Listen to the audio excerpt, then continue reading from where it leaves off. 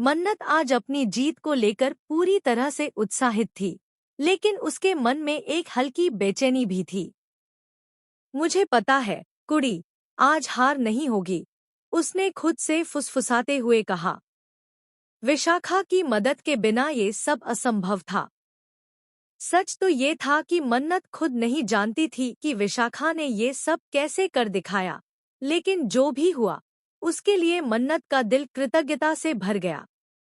उसने अपने भीतर से धीरे धीरे कहा, विशाखा, तेरा मान रखने के लिए तहे दिल से धन्यवाद।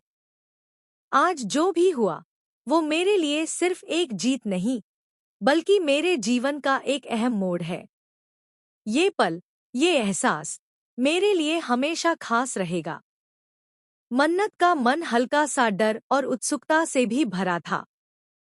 हल्दी का रंग, उसकी खुशबू, सब कुछ इस क्षण को और भी खास बना रहे थे, लेकिन उसकी नजरें बार बार उस दिशा में जाती जहां माँ खड़ी थी। मन्नत धीरे से बोली, सच में, माँ, थैंक यू। बस, खुश रहो।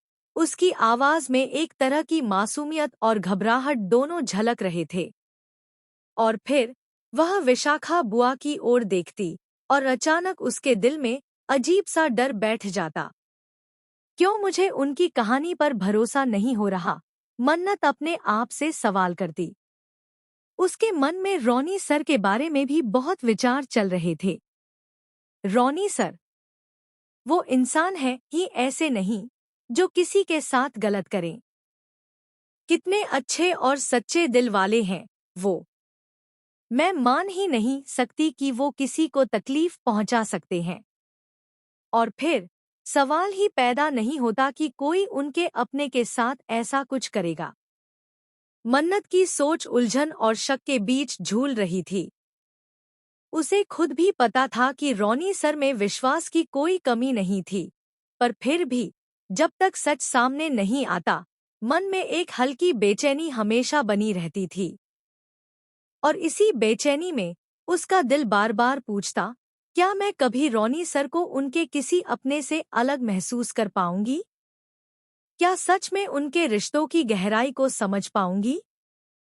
यह सब सोचते सोचते मन्नत की आंखों में उम्मीद और डर दोनों झलक रहे थे। हल्दी की खुशबू, घर की हल्की हलचल, हर आवाज और हर मुस्कान जैसे उसे एहसास दिला रही थी कि जीवन में कभी-कभी सच को समझने के लिए धैर्य और समय दोनों चाहिए।